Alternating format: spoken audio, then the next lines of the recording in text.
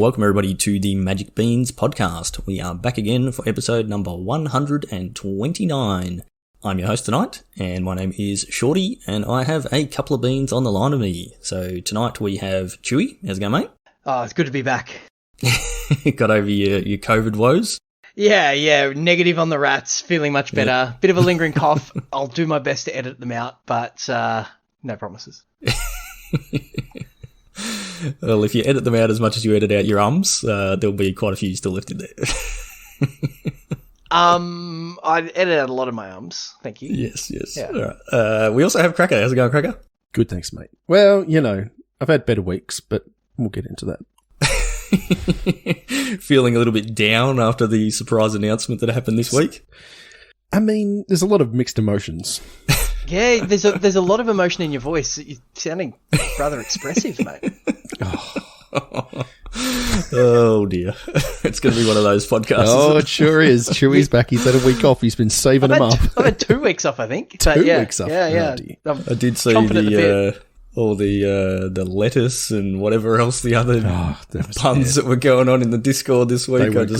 I just quickly scrolled through them. Yeah. All right. So yeah, a few things. A bit of a mixed bag tonight. There's a few different things to talk about, which we will get into soon enough. One of them being the surprise ban and restricted announcement that happened yesterday, I think. So that sort of came out of nowhere. But before we get into that, Chewy, it's been a couple of weeks. Do you want to tell everyone about our awesome sponsors? I do. One of the things that I've missed the most about not being on the cast is the inability to tell the world about the fine folk at Josh and Pat's MTG Bazaar. They are the official sponsor of the Magic Beans podcast and our tournament series. We'll talk a little more about a pretty significant event coming up in our tournament series later on in the cast. But before we get to that, make sure you go over to jpmtgbazaar.com.au. That will take you straight to their Facebook auction page where you can bid on physical Magic cards every single day of the week. They have their Win It Now auctions. Their full-time auctioneer means that their communication and shipping is second to none. And when you do win a sweet, sweet bargain, tell them that the bean sent you. Very good. All right. Well, before we get into our topics, you guys did a stream last night. Played some Vintage Cube. It was, the stream was interesting. The stream was tough, man. I had a hard go of it. I mean, I was playing Magic Online, which is the first time in a while that I played that. No, it's fine. I mean, I played X-Mage on stream a little while ago. Magic Online is much better than that. So yeah, Tuesday night, Chewy and I jumped into. It wasn't last night. Tuesday night. Yeah, sorry. Yeah, a couple of nights ago. We jumped into Vintage Cube, and we drafted Reanimator, full cracker style. I don't think anyone believed this, but we drafted Reanimator. A few audio problems, which made it a bit tricky for us, and I punted a bunch trying to fix what was going on. But we ended up with a 2-1 record. I was pretty happy with that. The match we lost, I don't think it mattered, whatever I did. I think our opponent just had all the answers, everything just lined up well. But man, I mean, like, Vintage Cube is the most fun. Like, I think it's probably my favorite way to play Magic. It is peak Magic, absolutely peak Magic. Yeah. So if you're interested, it runs on Magic Online until the 1st of July, I think it is. So you got like another 3 weeks or something. It's like $10 to do one, and highly recommend. And if you go 2-1, you get enough play points to sign up for another draft. So I'm 5 drafts in for my $10 so far, and my 2-1 with nice. Storm this afternoon. I saw that. Looked great. Yeah. So, play a bunch of rituals and brainstorm, and then cast Yawgmoth's Will and play them all again, and then brain freeze them out. Yeah, it's pretty good. I won a game by not finding brain freeze, but I think I cast 13 or 14 spells in a turn, and I had a young pyromancer on the battlefield, and that was enough to get me there. So, alternate win usually condition. Is. Yeah, it's pretty fun. Yeah. And I also saw you, sneak attacked Emrakul? Yeah, I had a salty opponent. Turn 4 or something like that? Yeah, it was turn 3, not sneak attack, the other one, the instant 5 mana thing. Through the breach, Emrakul, yeah. And then they had nothing and rebuilt, but then I found sneak attack to Ulamog them, so that was enough. Once I got to 5 mana again, so that was pretty fun. But I keep losing to like Mana Screw or just like a busted deck or some jerk playing mono red. So who would possibly play mono red in Cube? It really is the fun police. It's like this thing comes around a couple of times a year, and that's what you choose to do. It just like I guess fun is subjective. Exactly, but you can play mono red anywhere, anytime, in any format. You can't do. You can play Reanimator anytime in just about any format as well. So. Everything you're saying to me, same thing applies for Cracker. No, that's fair, absolutely. And like I fully admit, like Shorty was asking how it went, and I was like, I'm pretty sure there were other decks we could have drafted, but Reanimator was kind of there. Anyway, it was a good time. Yeah, that's the thing about Cube. You just open your pack and you go, that looks like fun. I'll draft that archetype. And away you go. Just go, there's 9 rares and 2 mythics. Yeah, what did I'll I take pick? This busted uncommon. Yeah, that's right. Yep. Well, we may talk a little bit about Cube a bit later on because we do have something coming up in that format. So, that sounds like a bit of fun.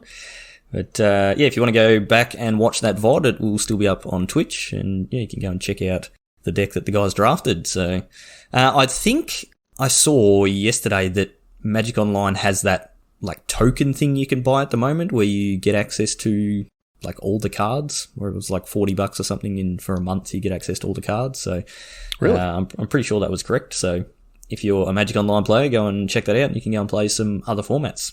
Also, if you haven't played Magic Online, Legacy Stream, yeah, maybe. If you haven't played Magic Online, I'm pretty sure when you sign up, it costs $10, but then you get a free draft token. So I think you should be able to use that for the Phantom Vintage Cube. So, nice. Yeah. Still not going to convince me to get on there. Yeah, that's fair. Although I already have a Magic Online account, so I wouldn't get the free thing. Anyway. All right, so let's get into the topics for tonight. So first, cab off the rank. We mentioned it before. We had a surprise ban and restricted announcement, and I don't think what's actually in here is a huge surprise for anybody, but there was no warning that this was coming. So, Cracker, you are here. You are the banning announcement new set mechanics person. So put your voice on and tell us what happened. Okay, so Pioneer Winota Joiner of Forces is banned. Hooray. And Expressive Iteration is banned. Not hooray. No, not hooray. In addition to that, Explorer, Expressive Iteration is banned. So Wizards talked about why they're banning Winota. And I mean, if you've played against it, I think everyone understands. It oppresses every other mid-range deck. You should just be doing Winota things. Anytime you start building a creature-based shell, you're like, I can do this. And it's like, I should just Winota. The thought behind Expressive Iteration is interesting. And I'm biased, like super biased, because I think this card is like some of the most fun you can have. But basically, they're saying that all the other cantrips are not very good, except for Treasure Cruise and Dig Through Time, which are, I mean, let's face it, they're very broken. Good. Yep. They're stupid cards and a lot of fun. They're also banned pretty much everywhere else.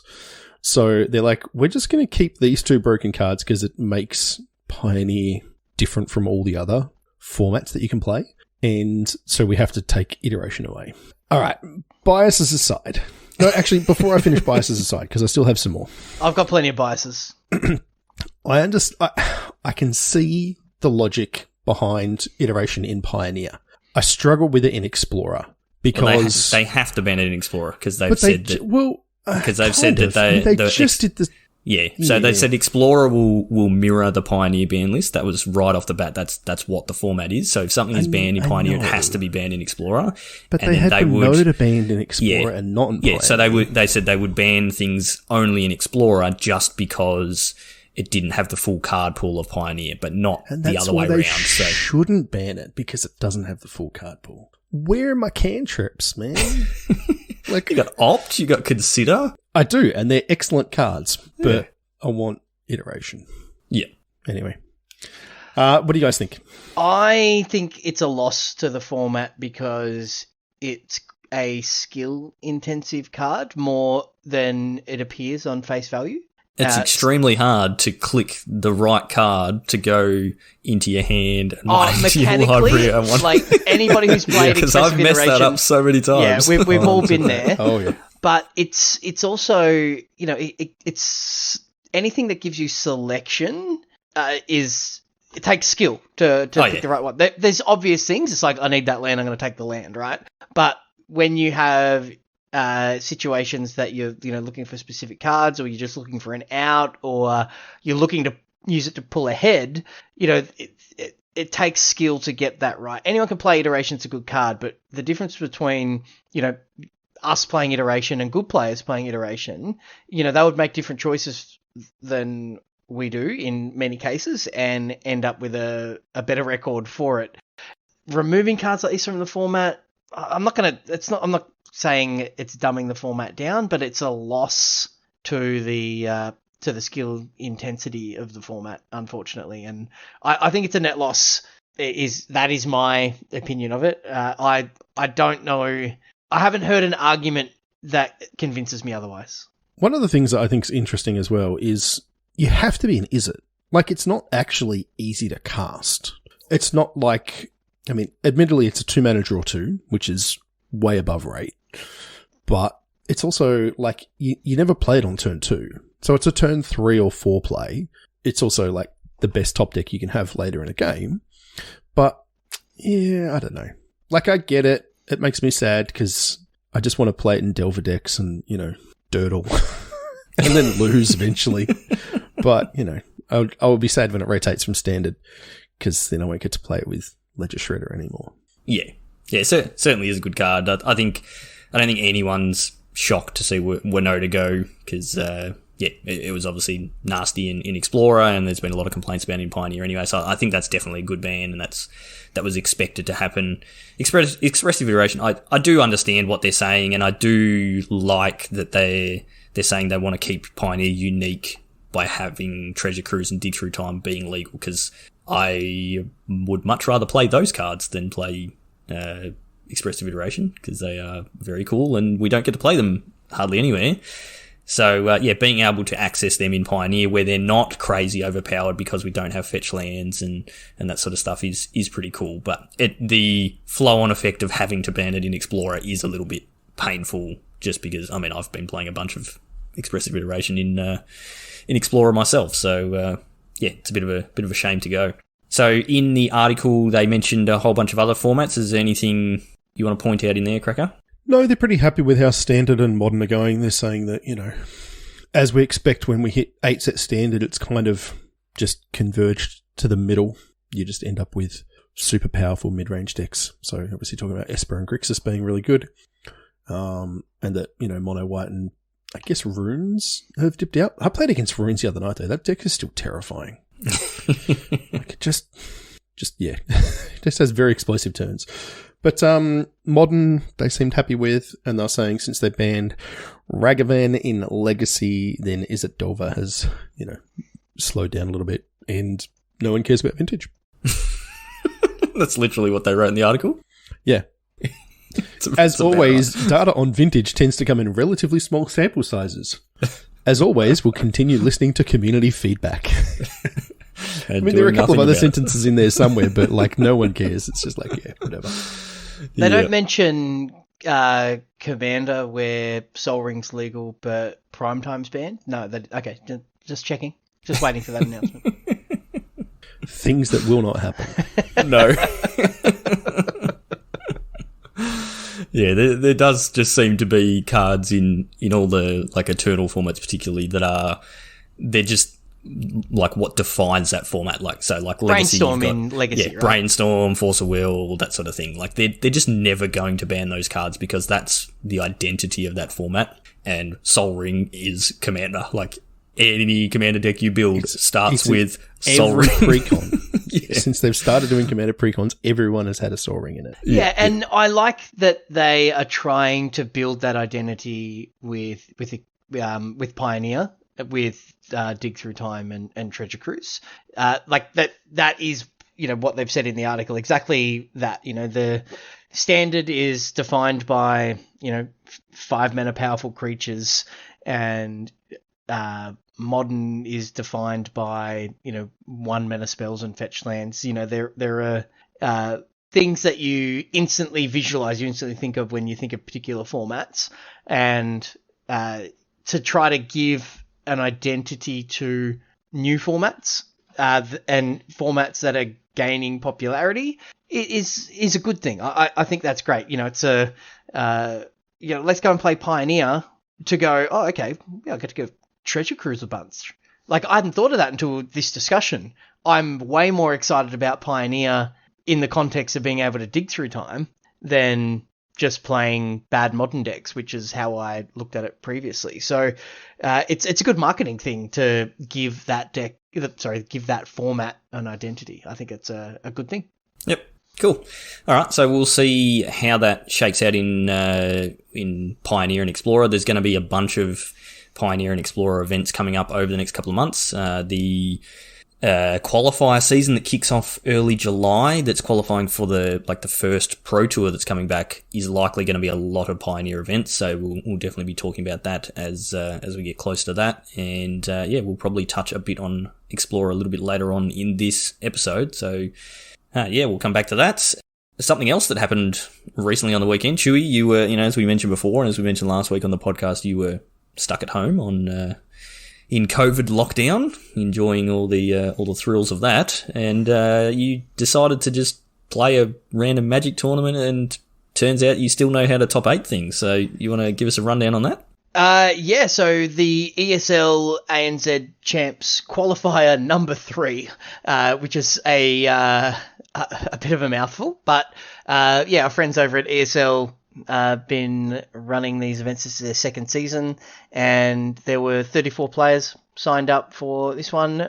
I was one of them, and I managed to scrape into exactly 8, and with a 4-2 record, got there on breakers, and had a lot of fun. Had some really fun opponents, and then a bit of confusion over the time starting on Sunday, but finally kicked off at 5 p.m. Sunday for my quarterfinal, which I was summarily dismissed. It was good. It was a good event.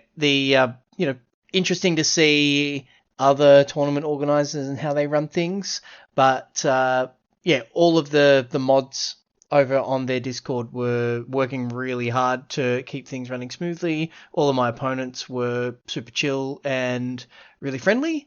And there was an interesting top 8 with lots of Titans. So there were lots of forests.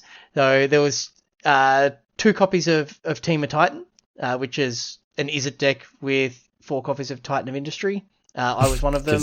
Because you can just easily splash a triple green. Well, you got treasures. You got treasures from your dragons. Everywhere. So, a couple of Jund Reanimators, Jund mid-range, a couple of Esper mid-range, and the eventual winner Insanity with mono green aggro. So a few double ups, a few differences between the decks, but same archetypes, and the aggro deck got it done. So did you guys get to see any of the coverage? I re-watched your match. Oh, so you watched about 5 minutes? Yeah, but that was all I got to watch. I missed game 1 of yours and then watched the rest. And I missed game 1 as well. Yeah. So that was such a non-event for me. I don't think I drew a spell. I just drew lands and needed action, and my opponent rightly played around my Jwari disruption and just killed me before I could do anything. And then we had a bit more of a protracted game 2, but we were both playing the Titan of Industry, and you want to be the biggest mid-range deck, and I had 4 copies of Titan of Industry, but my opponent had many, many more copies effectively because they were reanimating them as well as ramping into them to cast them. So they, in essence had more Titans than me, so they always had the last one, and I lost to them in the Swiss, and it was a very similar story, and I'm not very good at drawing Disdainful Stroke, so that may have helped me, but it wasn't enough. But very, very cool deck. If you haven't seen that, the January animated deck is pretty cool. I'll put in our Discord, I'll put the link to the top 8 decks in our standard channel, and you can check that out after the cast, because the January animated deck's kind of cool. The opponents, the decks that I played along the way, I beat a mono white, I beat an Esper mid range, I had a super intense game match against the what's the Jeskai combo thing where Hinata? Not Hinata, the one where they show off confidence their dragon. Yep. It was really, really tight, and I just got there. I top decked a Goldspan Dragon on the turn that I needed to top deck exactly Goldspan Dragon, and got there. And I also beat a Jund mid-range deck as well, but lost to another Jund mid-range deck and the Jund Reanimator in the Swiss. So, but yeah, it was good. It felt good, even though I was a bit COVID fog. It felt good to make use of my lockdown and play some Magic. Got to be on someone else's stream repping the Beans merch, and was very conscious that I was, showing it off as best I could on camera. So you were conveniently turning your body to show off the logo. I was repping as hard as I could. I knew I had very limited camera time. I had to make as much use of it as possible. Yeah. I'm surprised you didn't pick up the Beans mug and take a big No, I need to buy a new one of those. I bought a new one of those, and it lasted exactly one cup of tea before one of my kids broke it. So I don't actually have one at the moment. So if you want a Magic Beans mug or any of the merch that you saw me rocking, and it was totally the merch that got me the top 8, that's what put me over the edge, head over to magicbeanscast.com.au, go to the link to the merch store, and it's all Redbubble, so there is an amazing range of things that you can purchase over there, and we're going to have some in-paper events coming very soon, so if you rock up wearing your Beans gear, there'll be somebody else there. You've got an instant buddy, so make sure you check that out. Sounds good. Yeah, have you guys had a look at any of the other decks? What do you think of mono green in standard right now? I'm just sort of looking at the top 8. It's like mid-range. Like there is basically 7 mid-range decks and then 1 aggro deck. So it's as we sort of thought standard is. But I've seen this deck floating around. It's been around for ages. I don't think it's got anything new from Streets. Couple of copies of Invoke the Ancients is relatively new, but it's but that's from Kamigawa as well.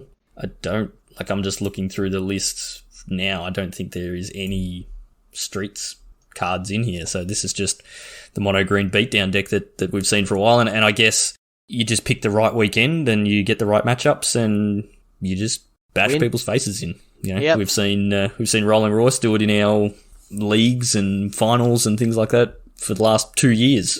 Just either play mono green or Gruul and just have big beefy creatures that bash people's faces in. So pretty solid. Another thing that came out of ESL over the weekend was an answer to a question a lot of people have been asking when they announced this season of the ANZ champs. They had the prize breakdown, and they had prizes down to the top 32, but only the top 2 from each top 8 advanced to the championship phase, where there was, they play off for the final 8. So there's 24 other players going, how do I know if I'm in the top 8 or in the top 32? How do you decide who gets prizes? So they actually brought out a points tracker, and they've published that on their website and such, so you can check that out. I'll put that in the in our Discord as well, just so if you are curious and you've been playing in those events and you want to check if you're eligible for prizes, you can find your name on there. And I'm in the top 20 at the moment after one event, but I won't be able to play in the next event, so I'm going to just see if I can hang on by the skin of my teeth to pick up some prizes. So you might be close. You're sitting on 40 points in 24th place, so you never know. I guess it just sort of depends who plays the next events and who does exactly. Well. But plenty of names I recognise in there from the Beans community, and we did get a good shout out from Bard on the stream. So thanks for that, Bard. I appreciate that, Bard. If you're listening, I'm sure you are.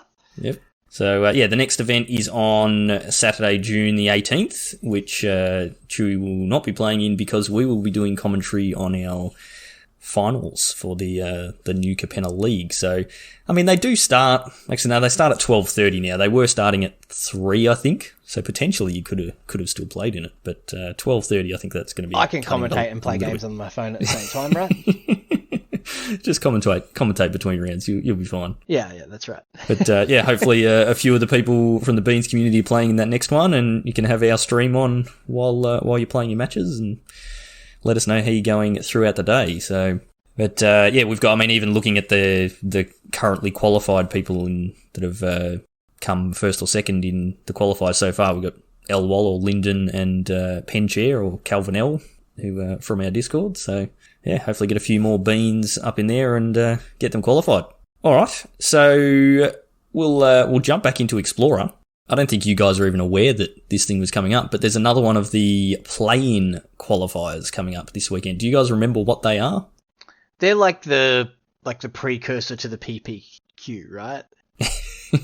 Something like that. Is that how this it is works? one of those things. Do you remember Cracker? We tried to break down how the thing worked. And this was in the pyramid somewhere and off to the side, I think. I don't know.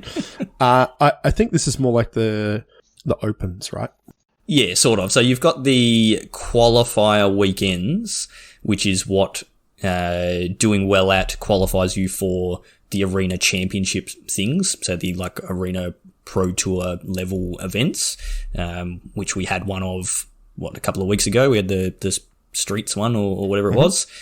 Yeah, so a play-in event is a play-in qualifier event is a way to qualify for that qualifier weekend. So previously, the only way to qualify for that qualifier weekend was finishing top 1200 in Mythic, in either constructed or limited, in one of the month periods or whatever that qualifier weekend was taking people from, or I think doing well at a previous one got you there as well. But basically, you had to just grind ladder and finish top 1200. And for all of us on the podcast here, that just did not suit at all. I've never been in Mythic. Cracker, I know you definitely haven't. Chewy, did you actually get to Mythic once? Yeah, once, one time. Yep. But it's literally just a time thing. You can get to Mythic, you just need to grind, but getting to top 1200 Mythic, that was a fair feat. So the qualifier play-in events were these things that they've brought in where you can go, all right, it doesn't suit me to grind ladder.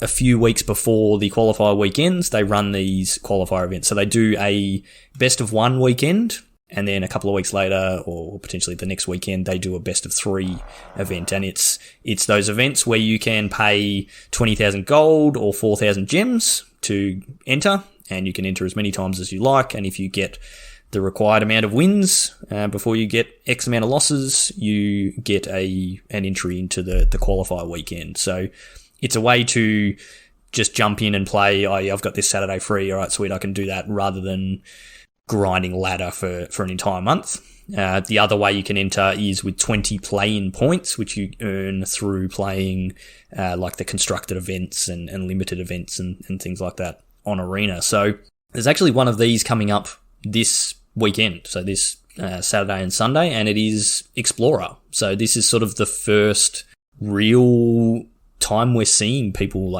actually competing in Explorer, sort of talking about it before the podcast, that Explorer's in a wild place. We haven't had any events, we haven't had any coverage or anything of that format, and so it's just the Wild West. There's a million different decks, and there's no defined metagame, and it's. I wouldn't be surprised if this weekend we start seeing people coming out with, I've put this deck together and it's really broken in Explorer, and we start to sort of see a bit of a metagame. So I sort of thought, well, I'm keen. I would be super keen to play in this weekend. There is no chance it's going to happen this weekend, and probably the same for the other guys on the podcast with stuff we've got going on. But our listeners out there's probably going to be quite a few people who are going to want to play in this, and it's our job to give them some advice on what deck they should play. So have you guys played much Explorer? I know, I have, but come back to me. Chewy, I know you've played a little bit. A little bit, yeah. I tried to make Fires and Invention work. So yep. Yeah, but then they banned expressive iteration, and now my deck's not legal. Not going to function. Your deck's not legal. Yeah, Cracker, you've played a decent amount. I have, yeah. I love it. I think it's great fun. And like you said, you can kind of just do what you want. So obviously I was doodling around with, is it shells?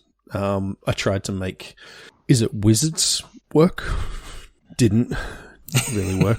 I got really excited because Delver of Secrets is a wizard, but Insectile Aberration is not. So you would like turn one Delver and then flip it with, Wizard's Lightning or something like that. And you're like, oh yeah, here we go. You're going to bolt. Face. Oh, no. But then I'm attacking for 3 in the air. So, anyway, I have messed around with a few things there, and also just burn, just mono red. There's so many different ways you can build mono red. I think it's interesting. Yeah. Just before you keep going with that, question on the Delver and the revealing a Wizard's Lightning. Yeah. When does the Delver flip? Do you get a chance to... No, you never get to draw that card, do you? Because you're just revealing it before you reveal it before you draw it. Yeah, no, that's fine. Okay, anyway, ignore that. Unless you can get in with a cheeky opt or something. Yeah. With the trigger on the stack. With trigger on the stack, yeah. Not if you turn one Delver, you can't. No. Hang on. Yeah. I've seen you... is the other one. I've seen you play Cracker. Yeah. You never blind flip a Delver on turn 2. That never happens. Are you kidding? I would think you should talk to some of my league opponents. Oh, okay. That's one of those things that I'm never good enough to do, but when my opponent's playing Delver, they do at least 70, 80% of the time. I'm always on the receiving end.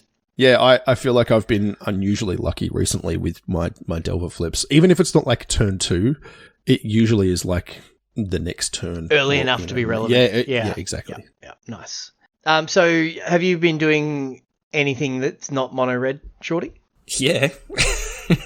So Shorty's been playing I've been playing all sorts of stuff. Yeah. So I've streamed the last 3 weeks, I think, on Monday nights, and I've just been jamming Explorer every time, and I've tried a bunch of different decks. So I think I started with mono red, and I did sort of similar to Cracker. I went, all right, I'm going to build mono red wizards and play some Experimental Frenzy and some Steamkins and that sort of thing, and it was good. Wasn't amazing.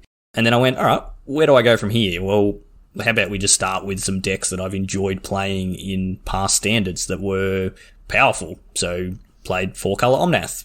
That deck is super powerful. You're playing Escape to the Wilds and the Teamer Ultimatum, whichever one that is, and Ugins and Kenrith and things like that. And that deck's super powerful and a lot of fun. And then I went, well, Chewy and I love playing some Godpharaoh's Gift in Standard, so let's build that. So I ran a blue-white version of that, which was decent. This week on stream, I ran a mono-black version, which sucked. Oh, really? That one did not look good at all. No, I did not win a game. What else have I played? I played Phoenix. I built a new version of mono red that is better. That's using Tor Brands and Embercleaves, that sort of thing. There's another list I played. Oh, I've got Cat Oven sort of sitting there ready to go. But yeah, the format's crazy. There is heaps of decks, and I've just sort of listed out here in our show notes, going through sort of the metagames and what I've seen and that sort of stuff, sort of the information we can get. So yeah, mono red, a bunch of different versions. You can build mono red in a bunch of different ways, as Cracker said. Red black, so there's like a red black mid-rangey sort of deck, and then there's also the Anvil deck, so they're slightly different, but playing there's a fair bit of crossover there. Those decks are quite good. You've got access to Thoughtseize. The amount of games I've been turn 1 Thoughtseize, turn 2 Duress. It's just like, oh man, my game plan that I had is just gone. You can sacrifice Croxa to the Anvil with the trigger on the stack, right? Yeah. That seems pretty good. Yep. There's a few different versions of Greasefang. So there's, we've seen in Standard mostly the Esper version, but I have seen a bit of Mardu as well. Not in Standard, in Historic. But yeah, it works in Explorer as well. You've got I like Greasefang. This deck a lot. I think it's really cool. You've got what's the Greasefang Okiba Boss, who's a 3-mana 4/3, and says at the beginning of combat on your turn, return target vehicle card from your graveyard to the battlefield. It gains haste. Return it to its owner's hand at the beginning of the next end step, and you get Parhelion. 2. Yeah, which is costs 8 mana for a 5/5 flying first strike vigilance. Whenever it attacks, create 2 4/4 angel creature tokens with flying and vigilance that are attacking. So you're putting a whole lot of power in, and you've got a lot of looting effects. You've got Faithful Mending, Tainted Indulgence, Kaito. Then you've got even things like Consider and Ledger Shredder to fuel your graveyard, and you can get a very, very early Parhelion. So you can go turn 2, Tainted Indulgence or Faithful Mending to put Parhelion in the bin. Turn 3, Greasefang, and you are attacking for 13. A huge amount of damage and leaving 2 4/4s behind. Pretty gas. It's pretty nice. I think that's really cool. That's something I can see myself playing. It is, and it's definitely something that's having an effect. Yeah, it's definitely having an impact on the format. Yeah. So my mono red list that I've been playing, I've had to modify it to fit in lightning strikes. The Greasefang has 3 toughness, so you kind of need to have an answer for if they do drop that Greasefang on turn 3, so you can kill it before they get to trigger it. Because especially for mono red, when they've got 4/4 angels just sitting there ready to block, you're just not getting through it. So that's definitely a big part of the metagame, and it's the sort of deck where it can grind a bit, it can sort of just play a regular game, and then with Ledger Shredders and just sort of controlling elements with Fatal Push and things like that. But you've sort of got that I win almost combo. So pretty cool deck. Yeah, I like it.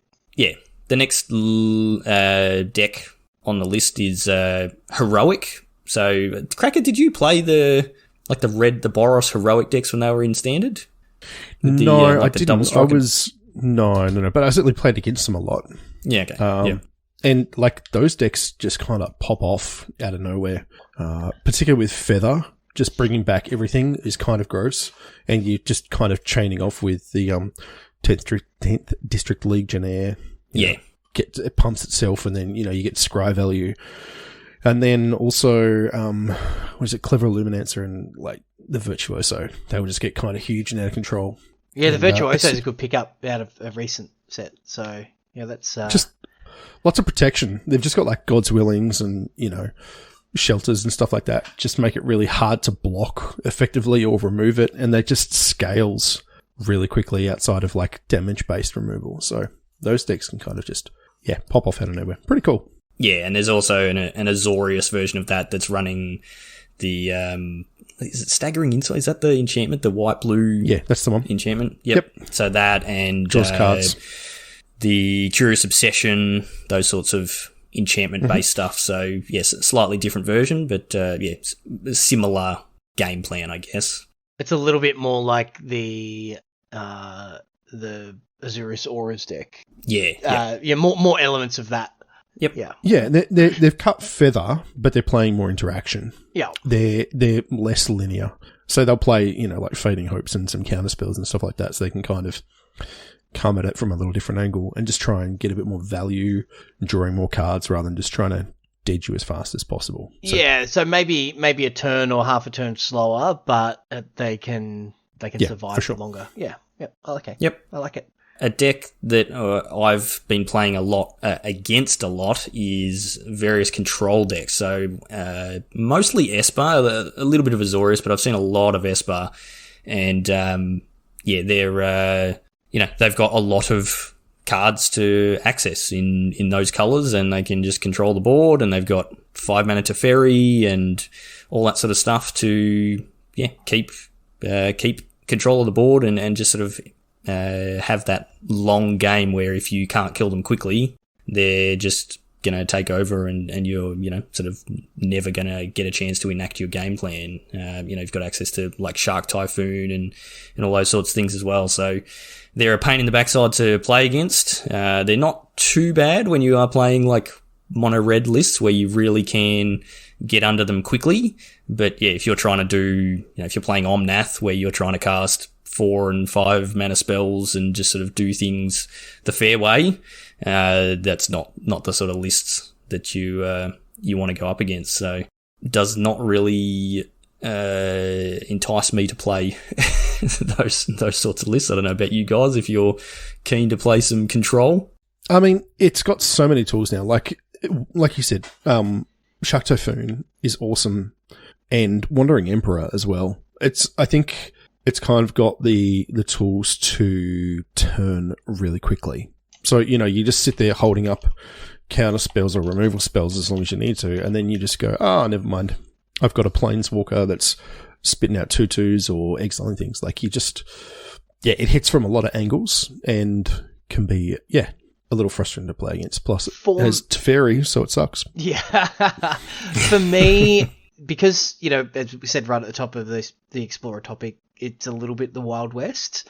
I would want to see the metagame be a little bit more defined before I, certainly invested any wildcards into a control list. I want to make sure I know what I'm controlling. I don't want to try to, cover my bases too much. So as the format matures, I will be more interested in playing control. But I'm much more, particularly while the format is new and fresh and a bit wild, is just doing something powerful but not aggressive, but at least assertive. And that's why, the Greasefang deck jumps out at me, because it's cool. It's not something I've played before. The Heroic deck, just doing something to, get my opponent dead, and something with a tried and true game plan that, has been proven in many, many formats. And of course, I'm talking about Jund Cat Oven, is definitely something that I could see being a pillar of the format. There's, a lot of creature-based decks, so cats seem pretty good. If there's grindy mid-range and control decks, then, not many decks in Magic's history can grind quite like Cat Oven with the Trail of Crumbs and Friends to just get that sort of long card advantage, incremental advantage, chip damage, and eventually get your opponent dead from 1,000 cuts. So I playing Cat Oven is definitely something that I'll be looking at in this format as well. Yep.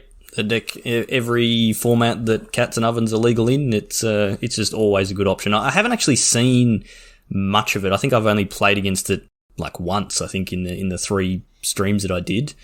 But it's always one of those decks that is just going to be ever present. So if you're a Cat Oven aficionado, then it's certainly a good option for you. We mentioned before when we were sort of talking about standard Monogreen Stompy, so that is another list that is sort of ported over from Pioneer, and a lot of these decks that we're sort of talking about here in Explorer, they're either Pioneer decks that are missing a few cards but still functional, or they're old standard decks that were super powerful and they've picked up some improvements, often in the mana base, just by having a slightly bigger card pool. But the mono green lists are interesting. Like, they're playing, you've got the ramp that we don't have currently in standard. You've got access to Llanowar Elves, you've got Paradise Druid, that sort of thing, and then big beaters in Old Growth Troll and Topiary Stomper, that sort of thing. But you're going all the way up to like Cavalier of Thorns, which is solid. I've seen some lists running the 5-mana Nissa, which was really strong in standard, and then doing like some shenanigans with like Kiora, the 3-mana Kiora from War of the Spark, that when a creature with power 4 or greater enters the battlefield under your control, you get to draw a card. So you've got a lot of 4 power or greater creatures, so that you're triggering that quite a bit, and it's got -1 untapped target permanent. So you're using like Wolf Willowhaven for a bit of ramp as well. So being able to untap your land that has a Wolf Willowhaven on it with Kiora or with Nissa works really well. And then these lists, or most of the lists that I've seen of this, are running Khan, the Great Creator, as well, Chewy. So I know he's a favourite of yours. I've cast many cards.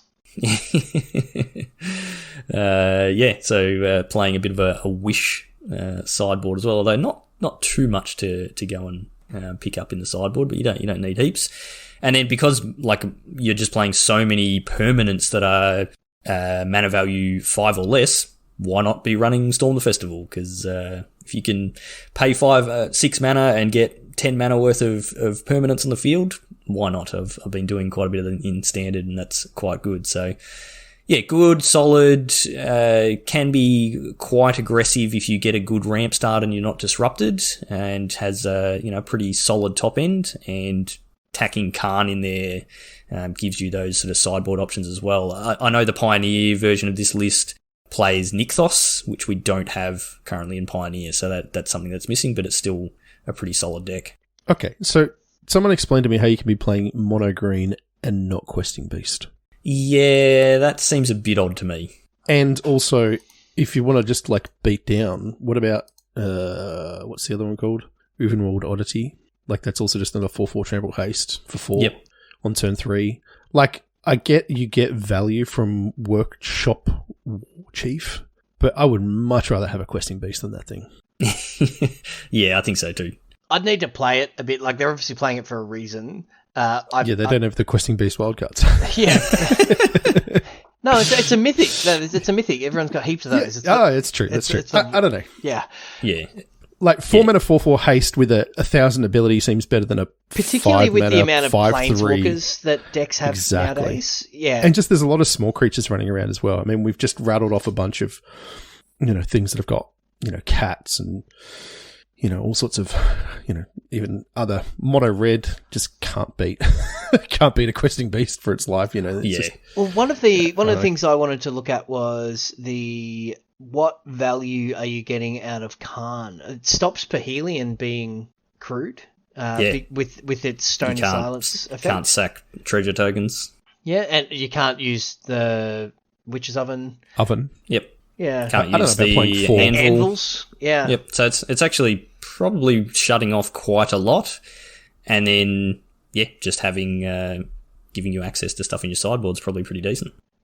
I think this is going to be like mono red, where there's actually just like a bunch of different ways that you could build this. Yeah. And this, this is just one list we're looking at, which I can see some of what they're doing, and other things are just like, I'm pretty sure there have just been better options in the last 3 or 4 years. Some of it, like what you were saying with sort of questing beasts, like often a deck like this where you're playing Llanowar Elves and a 3 mana ramp, which we do have in Topiary Stomper, you're trying to go 1 to 3 to 5.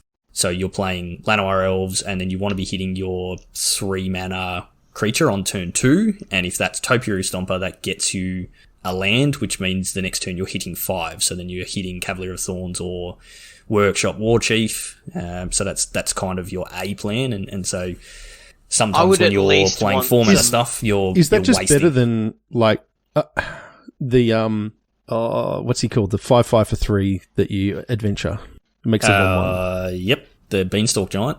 No, the other one. The Lovestruck Beast. Yep. Yeah, Lovestruck Beast. Yep. Like, how often are we getting to 7 lands for this Topiary Stomper? With Cavalier of Thorns and things like that, it'll certainly happen, but...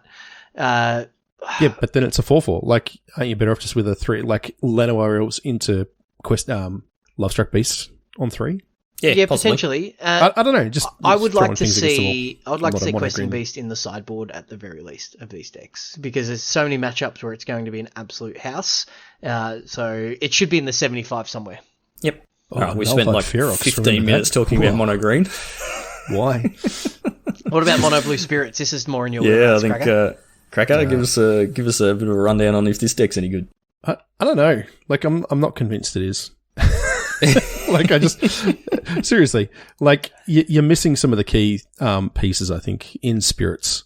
So you've got like Rattle Chains is obviously a really good card, and then Spectral Adversary can be pretty good as well. It's a pumpy dudes. You do get Brazen Borrower, which I'm obviously a huge fan of. It's not a spirit.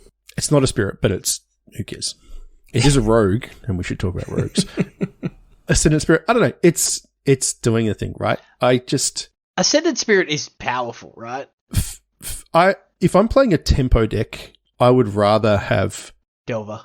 No, well, I mean, not even just Delver, just like more tempo stuff. Like, you're playing 28 creatures. It's just so many. Like, 1 Spell Pierce and then a Geist Geistlight Snare? I think you're playing this deck for Geistlight Snare. You want to be going turn 1 drop, turn 2, put a Curious Obsession on that 1 drop, and then have up Mana Leak for 1 mana, basically.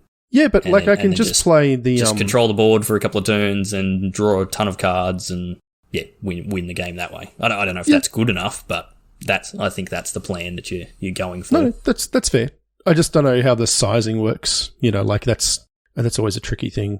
You don't have Vial, and you're not playing green for Collected Company either, which is one of the other things that people, quite often do in these sorts of decks. So, yeah, I don't know. It's a thing you can do. All right. So I've just sort of lumped these decks in together. So there's Creativity, Fires, Transmogrify, a whole bunch of different ways you can build those decks. And I've seen them in Izzet, I've seen them in Jeskai, I've seen them in Jund. Chewy, you said you tried to get Fires to work. What sort of Fires list were you looking at playing? I was playing Jeskai, Transmogrify, trying to get Agent of Treacheries into play, and it's amazing if Agent of Treachery is good in the matchup, but there are a bunch of matchups where you wish you could go and get something else. So it's one of those things where you want to have the right thing. It's metagame dependent, right? So Agent of Treachery is obviously a super powerful card, and copying it with Fable of the Mirror Breaker is, something that's super exciting. I want to do that, and you obviously win a lot of the games that you get that going. But there are some times where it's like, you're, mono red dork, and now I just die next turn because, you've beat me down, then you just burn me out. I'd rather have some other option. So I definitely had my God Pharaoh's gift stolen by a Agent of Treachery. That was not fun. Then they then reanimated another Agent of Treachery. Yeah, see stole that's whatever amazing. I reanimated. Yeah, but if you're stealing an Ascendant Spirit or something like that, then it's it's a bit too swingy, and you don't want to have a mix of targets because that's just like, oh, gee, I hope I hit the right one here. So you've just got to have some things in the sideboard that are going to get the job done. But yeah, it's very, very powerful. Sometimes you just do, fires things and get them dead. I haven't played the Creativity version. I did get frustrated with my agents not getting the job done and went back to the more traditional Cavaliers. And that was easier to disrupt. Like, it wasn't as powerful, but it was more direct, and had a similar sort of win rate against that, where you can just play the red Cavalier on 5 and Kenrith and give him trample and haste, and away you go. But there's a deck there that will be present in the format, but the format, again, similar to the control decks, the format needs to settle down a bit before that deck really knows its identity. So someone needs to figure out how to break it. The lists that I've seen, like particularly the Creativity or Transmogrify lists, they are quite diverse in their threats. Like, they're not reliant on doing the Creativity or Transmogrify thing to win the game with agents. Like, they're playing a bunch of Planeswalkers and cards like Fable and things like that are just generally good. Shark Typhoon. Just generally good cards that you can win the game without, and then you're sort of playing that standard, like, is it control-y type thing where you're controlling the board or whatever, and then eventually your opponent's going to land some sort of big threat, and then that's when you Creativity or Transmogrify and you go and get your agent and you steal it, and then by then you're basically just shutting the door on the game. So I think someone needs to fine-tune those lists and find something, but I don't doubt that Fires will see some play it in some manner. Worth mentioning though that the banning announcement this week does hurt this deck quite a lot. Yes, definitely. Yep. And looking at the list that we've gone through so far tonight, this is the first one that is actually Izzet and would be playing Expressive Iteration. There is one at the end of our list that's certainly harmed by this. Next one on our list, Gruul Aggro. This is just, we know what Gruul Aggro is. You've got a million different options. You've got Llanowar Elves, so you can go turn 1 Llanowar Elf, turn 2 Gruul Spellbreaker, and just start smashing people's faces in. So, that's the sort of list that is definitely playing Questing Beast and just aggro, hasty, trampling creatures. Tree emissaries and things like that. Yep, bashing people's faces in. I've seen it a couple of times, different Selesnya lists, so Selesnya Collector Company lists. So I've seen an Angels list. There's a pretty decent one of those getting around because there's some pretty solid Angels. And I've also seen humans because we do have quite a bit of the human synergies in Explorer with Thalia's lieutenants and Thalia and different things like that. So yeah, there is some good lists there. And then I guess the last one on our sort of generic list is old bin chickens. I played a bit of that this week on stream with Ledger Shredders, and yeah, the list's certainly good with the Shredders. Oh yeah. But we've just lost Expressive Iteration, which is a bit of a loss. We'll have to see where we go from that. Yeah, it's a big blow. Yeah, so I don't think I would be playing bin chickens this weekend. And then there's a bunch of other random stuff. So I know, Cracker, you said rogues. Mm-hmm. Yep. Have you looked into that? I've briefly. I need to build something out. I mean, I loved rogues, but you also get to pick up, better mana and Thoughtseize and some other stuff there. So I think there's definitely a list there. Again, once things have kind of settled a little bit, but the combination of just Drown in the Lock plus Flash Disruptive Threats is pretty good. So I'd be surprised if there isn't a home there. I've also lost a couple of times to Mono Black, where they're Grey Merchant of Asphodel. Yeah. And just draining for a lot. A couple of different builds I've seen of that, but that seems pretty interesting. And I had Arena started up before we started recording, and I was like, what cycling deck can we make here? I'm trying to work out if we can do there was obviously the Boros one, and then there was Jeskai, and now there's some black cards as well. So I'm wondering how many colors you go into for a cycling deck to cheese some people out with Zenith Flares, because just because you can, just because it's fun to cheese people out with Zenith Flares. I don't know if you guys have done that, but yeah, it's a pretty good feeling. Yep. So yeah, the format is wide open, and there's a bunch of places you could start. Obviously, you're probably restricted in the cards that you own on Arena, and you don't want to burn a bunch of wild cards, but you can look at Pioneer lists, pull up the metagame for Pioneer and have a look at those lists and see what's missing. And if you actually go through the Pioneer metagame, really the only archetype that is missing in Explorer is the Lotus Field combo, because I think Lotus Field is on Arena, but we're missing the Hidden Strings and a few other pieces that sort of go with that combo. But almost every other archetype in Pioneer is represented currently in Explorer. So if you've got something you like in Pioneer, then see if you can convert that across and see sort of what you're missing.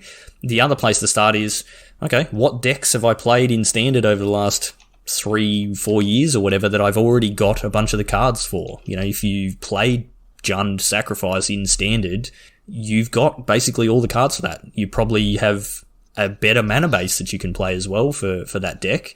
And then, you might want to put in a couple of Obnixilis or something like that. If you played mono red, well, there you go. You've got all the cards for those. So there's heaps of options, but I would be looking at, what did you play in Standard, but also what decks were super powerful in Standard. You look at, the Omnath list. We had Omnath, we had Escape to the Wilds get banned in Standard, Growth Spiral get banned. So you can play all of those cards in that list. That's a good place to start because you already know that it's super powerful, and then you can just sort of, tinker with the deck and customize it and find something that suits you. So I don't know what, if you guys were going to play this weekend, what you'd be looking at. Like, Chewy, if wild cards weren't a restriction for you, where do you think you'd be looking at for this weekend? A couple of places would, I have a short list. The Greasefen deck is cool, but I don't know if that's where I would land on. Some sort of Fires deck is kind of where my heart lies, but I'd be thinking with my heart, not my head. I think where I would go in the end, if I was to play in this, it would probably be Gruul aggro, just something with Embercleave in it. And, it's best of one for the play this weekend. Yep. So being aggressive makes sense. Lenore Elves plus Pelt Collector plus Burning Tree Emissary plus, Spellbreakers and Questing Beasts and putting Ember Cleaves on them, and and you actually get a lot of utility out of your lands in your aggro decks here. Obviously, you've got your creature lands, but you've got Soken'Zan and Ramanap Ruins and Beseiju. Yeah, so for effectively zero cost, you're building in additional power to your deck as well. So yeah, I would probably play Gruul Stompy. Yep, I think that's a good place to start. Cracker, what would you be running? It'd probably be Mono Red, actually, for much the same sort of reason. I think you could find a really good list there, depending on whether you want to go like more creature heavy into Cleave or whether you want to go more burn heavy. I mean, there's a lot of options around just like going face with burn spells. And I think you could find something there. I mean, I'd like to say if I had time, I'd muck around with some Is It thing, but I just don't know. I mean, I wouldn't have time to put anything together. And in best of one, you can cheat on the algorithm a little bit with playing like 16, 17 lands and stuff like that. I mean, it'll get you sometimes. It'll absolutely get you. But, you can kind of game the system a little bit there. So I think I'd be trying to play something just, hyper aggro and just trying to get people dead as fast as I could. Be done with the whole event in 2 hours. Yeah, 2 hours. Jeez, that's pretty long. It's only like seven wins you've got to get. You can get that done in half an hour. One I read. Yeah, lose fast, win fast. Yeah. No, I agree. I would be playing Mono Red. I like exact same sentiments, and I don't think picking Gruul is a bad idea either for the exact same reasons. I think best of one, you want a list that is going to be pretty consistent and is just making people have the correct answers or answer what you're doing. And if they cannot answer what you're doing, they are just dead. The Mono Red version I've been having the most success with is Embercleave version. So Torbrand and Embercleave. I think I'm playing like 2 Torbrand and 3 or 4 Cleaves. I think you want to be playing some Lightning Strikes in the main deck. I'm currently running 4 to deal with Greasefang because that is a big problem. Mm-hmm. And just for, clearing those random blockers and those random times where you just need to kill someone if you've gotten down to 3, it is handy having access to those Lightning Strikes. And I think if you can find a place for it, and you can probably, like Cracker said, cheat on your mana a little bit, being best of one with the hand smoothing algorithm, fitting a couple of rampaging Ferocidons into the main is pretty good. There is surprisingly a fair bit of life gain kicking around, and just sort of being able to shut that off. 3 mana 3/3 with Menace is perfectly fine in a Mono Red list. That's a good get magic you through a bit of damage. Yeah, and it wears an Embercleave pretty well. So it's a good place to be, and the ping damage that it does is quite good. So I'd definitely be trying to fit a couple of those in your list at least, and just run all the usual Fervent Champions and Bone Crusher Giants, and Kumanu faces Kakazan. Very, very good. Robber of the Rich, Bernie Dream Emissary, that sort of stuff. So good, solid list, and give it a go. Get your matches done quickly, and if you win, you win. If you lose, well, you've only wasted half an hour, so you're all good. Sleeve up those Bone Crusher Giants is the advice from the beans. Yeah, definitely. Yep. Whether it's Mono Red or Gruul, either way you're playing Bone Crushers. So, that's it for Explorer for now. We will definitely, I think, as we start to see an official metagame and we start to see proper events, we will definitely dive into Explorer a bit more and, sort of see what's going on there. But that will do us for now. The last sort of thing we want to touch on the way out the door is our Beans League finals. So, Chewy, our group stage is done and dusted. Do you want to quickly run through like who's made it into the top 16? Yeah, absolutely. And even tonight while we're recording, the Discord is popping off. There's matches happening. So I'll just go down the order of the bracket here. So Plunksy, Rolling Royce, Cue Ball with their first finals appearance. Pencha or Calvin L, Sarah Soldiers. I believe Sarah Soldiers has done well in some one-day events. This is her first league finals. We've got our reigning Envy champ, Jedi's Walker, Karakan, and Mr. M we've seen before. P-Jaw and Map, very familiar names. Wunga Sith getting it done. Lyndon, previous league winner. Pete Magic and Beefcake, who we've seen around the place before. The Goat, previous Envy competitor, and left him last for a reason because I do want to shout him out. Infect Rules, Matty P, longtime friend of the Beans and absolute champion guy who has helped us out in many, many ways, both in donating prizes and his time and his passion and his enthusiasm. It is amazing to see him with his first league top 16 as well. So go well, young man. So pretty stacked. A lot of very, very good Magic players there. And we'll whittle that down to 8 players over the course of the next couple of weeks. And then on the 18th, we will be doing some coverage in person of the top 8, and we'll crown our Streets of New Capenna League winner, and that person will go straight to the Invitational later in the year, which is pretty amazing. And have you tallied up the prizes for this league, Shorty, in value?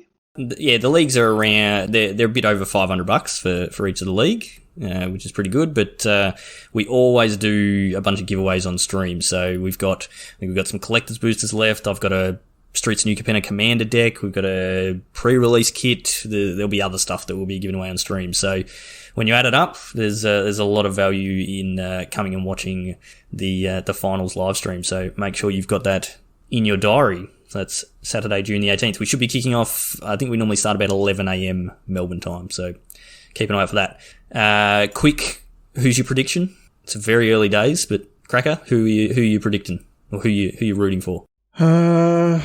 I hope Q-Ball wins it. It's exactly what I was going to say. I mean, it's hard when it's one of your friends as well. Yes. So, yeah, I hope he does well. I would love to see Q-Ball win it, but no disrespect, Q-Ball, but you're in some pretty illustrious company there. My money's on Sarah Soldiers. I reckon what we've seen from Sarah, and she's going to be playtesting with Azzy G, so she's got some pretty good practice at home. I reckon she's really well set up to take it down. So look forward to good luck in making it past the round of 16 into top 8 to everybody. But look forward. I hope Sarah gets there. She'll have my unbiased support. Hopefully she does well. Yeah, very good. All right, so that's Saturday, June the 18th, and then on that Monday, the Monday the 20th, we're all catching up for what, Chewy? I'm gonna have to clean the house, aren't I? It's my birthday is the week prior, and as has become tradition, we tend to all take a day off, cash in a little bit of annual leave, hang out and play some cards, and it's cube time. So I've got 7 of you blokes coming over to eat a bunch of food from the local smokehouse and draft some cube. Polywaffle's going to come, so we may do my cube then his, or we'll see how we go. And we're going to have some sweet games. I'm really looking forward to it. A few of the usual suspects, obviously the Beans and J-Mud's going to come up, but Tom D is going to finally have a chance to draft cube with us. I know he's been keen for a really long time, so pretty pumped to have him come over. And for some of the Beans as well, first chance to see my new digs. So we might, if I can get things set up properly, have a phone with a bit of a live stream. So if you've got nothing on Monday whilst you're, working from home or what have you, and you just want to come and hang out, we may, if logistics work, have and the internet's good enough, have a bit of a live stream going. So it should be fun. We'll see how we go. I'm looking forward to it. It's going to be a lot of fun, and just pass me all those red cards and I'll be happy. So I've taken a lot of the red aggro cards out of my cube because I want everyone else to have fun, Shorty. So. Yeah, okay. That's one way to metagame. Just remove your opponent's deck from the cube. Hard metagame against me. Take all the cards out. Yeah, okay. Cool. No, there's still red aggro cards. It's just not the density. Right? So I'm supporting other archetypes in red. Yes, it was definitely over-supported, so hopefully it's a bit more balanced this time. And, it's a bit harder for me to draft that deck, so we'll see how we go. But yeah, stay tuned. Even if we don't get a live stream going, we will definitely be posting picks in the Discord or on Twitter, so keep an eye out for those. Okay, that's it for this week. That ended up being a long one. So, usual wrap up. If you want to get in on our future events, we've got another couple of leagues and some one-day events to come up in our tournament series this year. So the best place to do that is to come and join us in our Discord. So the link for that is in the show notes. There is also a link in the show notes for our merch store. As Chewy said, go and grab yourself a mug or a hoodie or a t-shirt or something like that. And, rep the Beans gear when you're playing out in person or at Command Fest that's coming up in a few weeks. Go and check out our sponsors, Josh and Pat's MTG Bazaar. Just go to jpmtgbazaar.com.au. That'll take you to the Facebook group and you can sign up for their daily auctions. You can find us on YouTube, Facebook, Twitch, and Twitter, all those places where Magic Beans or Magic Beans cast. So just search us up and you'll find us on there. If you want to find me on Twitter, I'm at Peace Inc. Chewy, you are? At Chewy MTG. And Cracker? At JoelHill_. Very good. So that's it for this week. Thank you as always for listening. Stay safe out there and we'll see you all next time.